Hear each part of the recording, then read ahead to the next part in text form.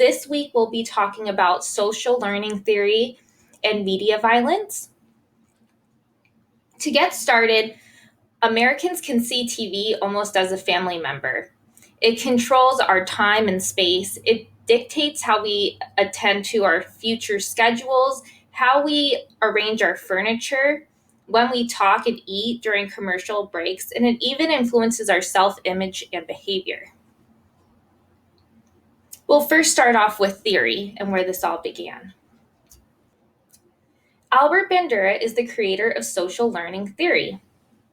Social learning theory is an extension of behaviorism that highlights the power that other people have over our own behavior, even without rewards and punishments. This theory highlights how modeling and conditioning can change an individual, a social group, or even an entire culture. Humans learn from observing others. In the term modeling, people observe others and then copy it. Modeling is most likely to occur when an observer is uncertain or inexperienced, or when the model is admired, powerful, nurturing, or similar to the observer.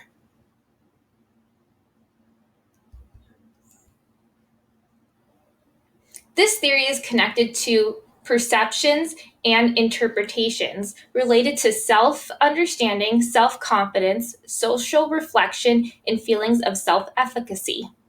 Self-efficacy is the belief that one can succeed because of one's own abilities. Bandura conducted a study to investigate social behaviors acquired through observation and imitation. He tested 36 boys and 36 girls, ages 3 to 6 years of age. 24 of the children observed an aggressive model, 24 observed a non-aggressive model, and 24, the control group, had no model at all. Here's a breakdown. We can also see, in addition to observing an aggressive and a non-aggressive model, models were also factored into female and male models.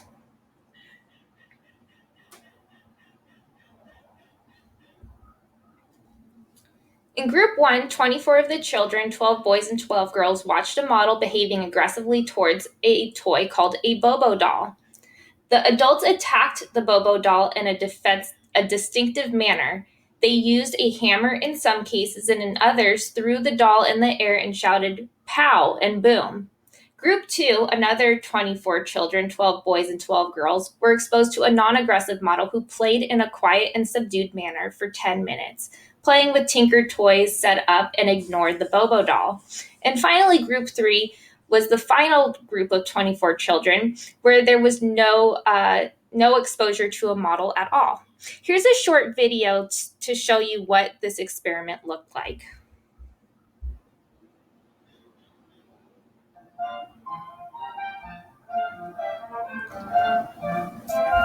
The segment you're about to see is taken from an early experiment on learning of aggressive styles of behavior through modeling.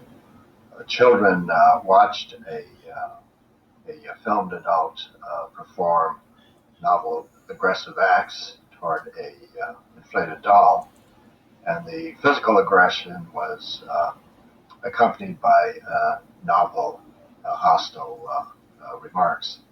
We later measured how much of this modeled aggression the children had learned just by watching. Now, the measurement of learning of aggression uses simulated targets rather than live ones. The model pummeled the doll with a mallet,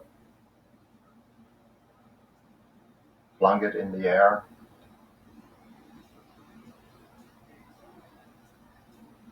kicked it repeatedly,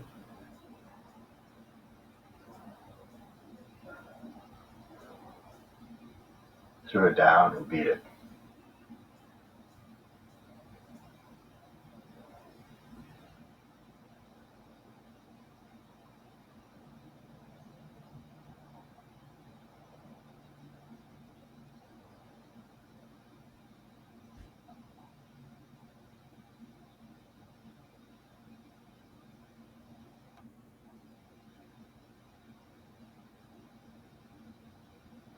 It was once widely believed that seeing others vent aggression would drain the viewer's aggressive drive.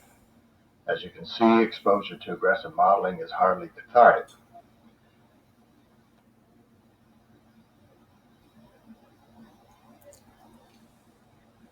Exposure to aggressive modeling increased attraction to guns, even though it was never modeled. Guns had less appeal to children who had no exposure to the aggressive modeling. The children also picked up the novel hostile language.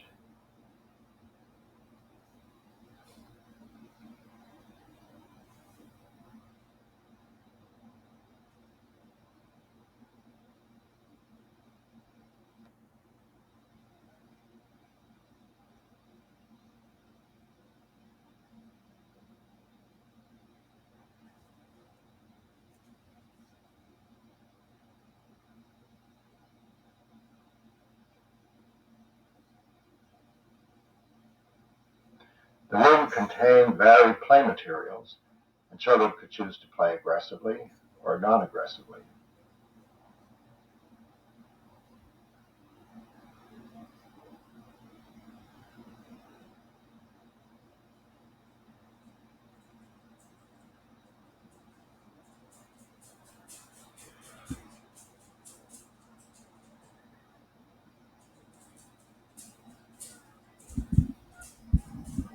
The children devised new ways of hitting the doll. Now, the object of interest was the novel aggressive acts, not punching the doll. Children in the control group who had no exposure to the aggressive modeling never exhibited the novel forms of aggression. Here's a creative embellishment. A doll becomes a weapon of assault.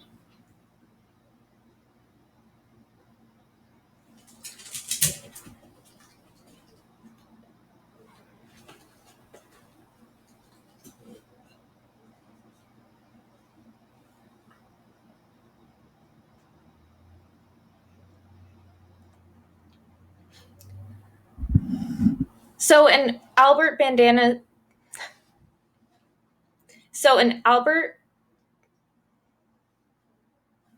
in Albert Bandura's own words, we got to hear his explanation of his experiment.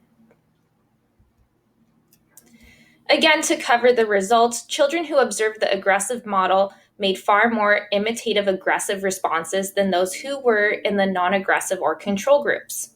More aggressive play was seen in children that observed any model. By 1950, most American households owned a television. By 1977, there were more than 100 published papers on children and media violence and its effects on viewers. Research confirmed that it was linked to learning difficulties, aggressive play, selecting aggression to respond to conflicts, willing to do harm to others. It also had an effect on eating habits, snacking and eating unhealthy foods.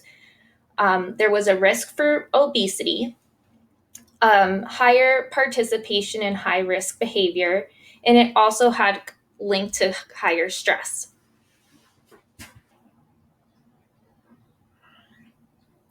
Again, other than family, there's no other force today which influences a child's behavior as powerfully as television and media does.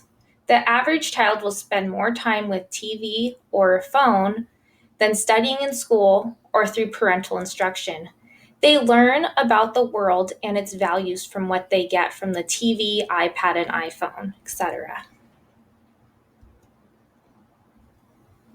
Pediatricians and other professionals recommend that children under 2 have no screen time or have limited viewing time and encourage other forms of entertainment. So, from the Pediatric Journal, it says that children under the age of 2 should not have screen time at all. Ages 3 to 4 should only have 20 minutes. Ages 5 to 6, 30 minutes. And ages 7 to 8, 45 minutes per day. Findings today find that 70% of children have a TV in their room. 42% have their own iPad and are 8 and under. children 8 and under spend 48 minutes a day on their iPad. In studies that looked at preschool centers and home centers, they found that preschool home centers viewed 3.5 hours of TV per day, and 12% used TVs in the infant rooms. They found that preschool centers used an hour and a half of TV per day, and that preschool children see TV as factual and they cannot discriminate between fake and real. So what they are viewing, they think is a real factual event that happened. Take a minute to think about what are some of the problems that may occur when a child has a TV in their room.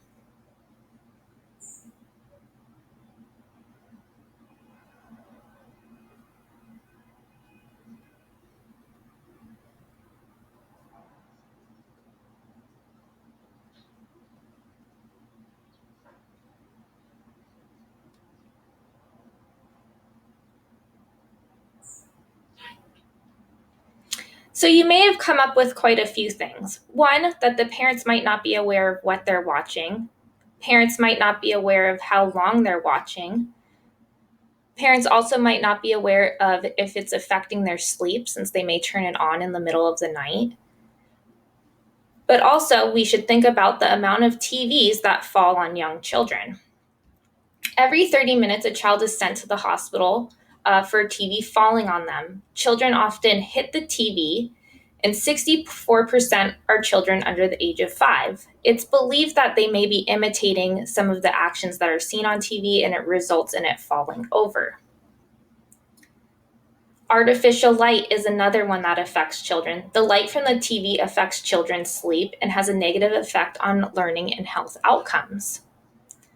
A study on comparing parents' ability to keep limits, half of the parents in the study gave up on enforcing limits when it came to watching TV because they could not persuade their children to stop watching. So it's very difficult to enforce limits with television and screen time. Some facts about children's television is that it is more violent than programs that adults watch. Children's commercials are more violent than the TV programs themselves at 50 to 60% more. This is to keep the children's attention. Activists have fought for bills to reduce commercial time during children's program. Currently, 10.5 minutes on weekends and 1/6 of the viewing time is commercials. Cartoon programs themselves have 80 violent acts per hour. Violence in cartoons has been found to be the easiest way to keep and attract viewers ages 2 to 11 years of age. My first question for you is, what was your favorite cartoon as a child, and what do you remember about that cartoon? Take a moment to reflect.